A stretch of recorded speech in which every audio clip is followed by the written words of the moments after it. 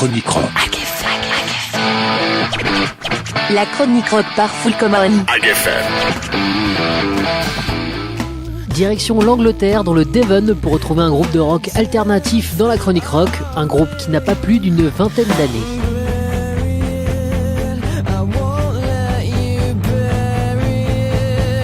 Et vous aurez aisément reconnu le style de Muse, fondé en 1992 par Matthew Bellamy, Dominic Howard et Christopher Wallenstholm, qui se connaissent depuis le collège. Chacun quitte son groupe respectif pour fonder Gothic Plague, groupe qui changera de nom plus d'une dizaine de fois.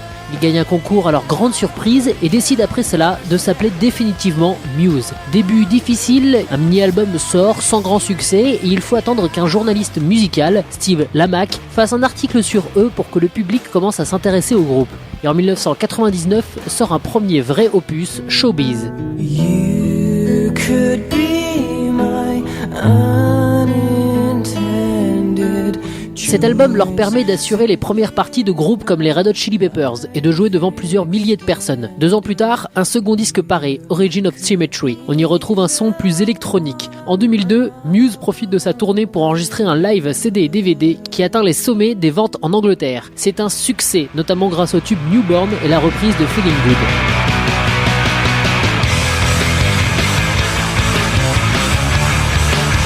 Le groupe est enfin véritablement lancé. Dans la foulée sort un 3e album. Nouveau succès mondial grâce aux morceaux Time is Running Out, Hysteria ou encore Stockholm Syndrome. L'album se vend à plus de 2,5 millions d'exemplaires. Muse décide alors d'une pause et se met à travailler sur un nouveau disque dont le style s'annonce différent. Et en 2010 sort Black Holes and Revelations.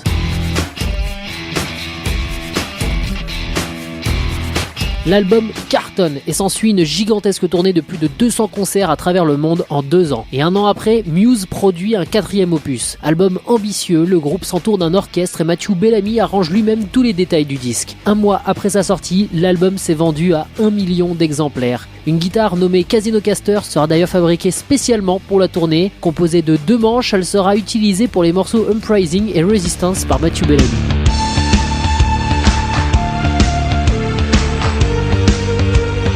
En 2012 sort leur dernier album à ce jour, The Second Law. Survival, l'un des singles, a été choisi peu de temps avant pour être l'hymne des Jeux Olympiques de Londres. De son côté, le tube Madness, morceau principal, sort en août partout dans le monde. Avec cet album, le groupe atteint pour la première fois le top des ventes mondiales d'albums en 10 jours. Depuis, le groupe a annoncé la préparation d'un futur disque qui sera plus rock selon les propres mots de Matthew Bellamy.